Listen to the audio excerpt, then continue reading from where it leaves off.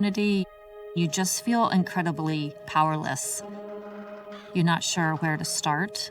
You also don't have the energy to figure out how do you impact something like an economy.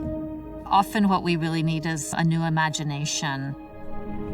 How do we create opportunities that can root wealth and overturn these cycles of generational poverty in our communities? I'm Molly Hemstreet. I'm the co-founder and co-executive director of the Industrial Commons, and I work to bring opportunity to rural communities across Southern Appalachia. Appalachia for me is a really beautiful place, and it is where I call home.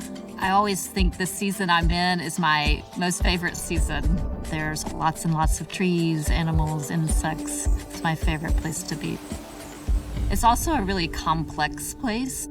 A lot of the story of Appalachia has been about extraction, things leaving our communities. Where I grew up, we have been manufacturers and makers for generations, and particularly textile manufacturing. Textiles are really these workhorses of our world. It's not just the clothing we wear. If I think about the stent that's in my dad's heart, that's keeping that heart beating, that's a medical textile. If you think about a firefighter that walks into a burning building, they're protected by a textile. So much of our world is about fiber and is about the textile industry. And it's really our communities that are helping to ensure that that industry stays vibrant and active in the United States.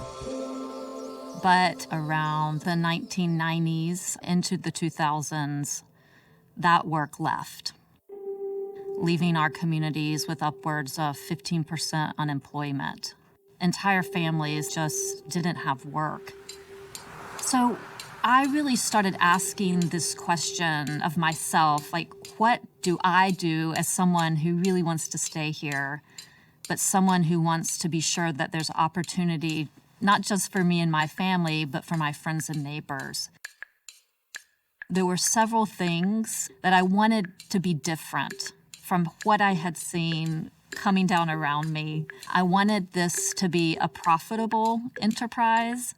I wanted it to be about people, and I wanted to be sure that we were making things that weren't hurting the environment. And I knew that the people in my community had incredible skill and incredible knowledge. And so Opportunity Threads was started as an employee-owned company around developing sustainable textiles. The idea of employee ownership is just really, really basic. And I think we can all relate to it. If we work really hard for something, that reward should come back to us. We all want to feel like we're valued. We all want to feel like the opportunity that we create, the profits that we create, we have a say in those. Opportunity Threads is a really magical place. They're one of the largest upcycling facilities in the US, upcycling upwards of 60,000 t-shirts every week. They're a profitable company, a really brilliant, bright light in our community. I'm very proud of that work. From there, I was like, oh, this is kind of cool. This seems to be working. Let me find some more help. I wasn't an economist, didn't have a business major, didn't consider myself an entrepreneur. What I did know is that I cared very deeply about where I lived. And so we started building a network. We called it the Carolina Textile District, with this whole idea of being big by being small together. So we were going to band together in order to build scale. And then after we built that, we built the Industrial Commons. What we do with the Industrial Commons is we support workers, we support businesses. Some of those businesses we help to buy and convert to employee-owned companies. Some of those businesses we start ourselves. We've drawn the attention of folks like the National Science Foundation, who have chosen us as one of 10 innovation communities across the country. And it was really the organization that I needed when I was getting started that I didn't have. One of the projects that the Industrial Commons right now is working on is called Material Return. And what we do at Material Return is we take back the region's textile waste, we grind it up, and we send it through this big machine, and then we're able to make that back into a yarn. Something that might be sold for 3 cents a pound, if we can put it through our system, it can come out on the other side and we can sell it for $9 a pound. So we're engineering value back into this waste stream, just like we're trying to engineer opportunity back into our communities. Bob has really been the leader that's helped Material Return get started. He's somebody that grew up in Burke County, started to work when he was 16 in a sawmill.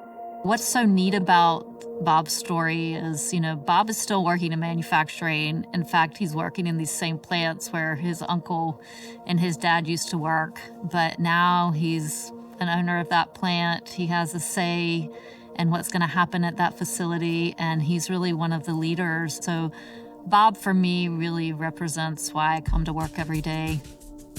We call ourselves, we're long haul people. We're in this for the long haul. This isn't just a project of 6 months. This is a project of generations. Right now, there's 27,000 workers working in the textile industry. We would love to see half of those workers engaged in some type of enterprise or economic opportunity that we're creating through our ecosystem. My hope is not just Southern Appalachia, but all over, that there's more say, there's more wealth that can be rooted.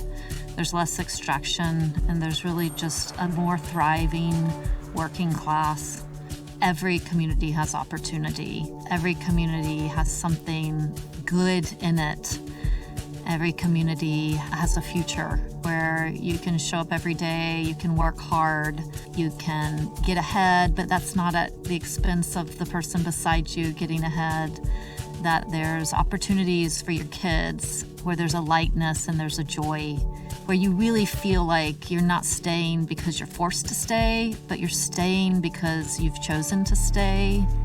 We forget that we are part of the economy. We forget that we have power in it. It just takes a few people to start. And you don't have to necessarily have a complex set of skills. What you really have to have is a deep care and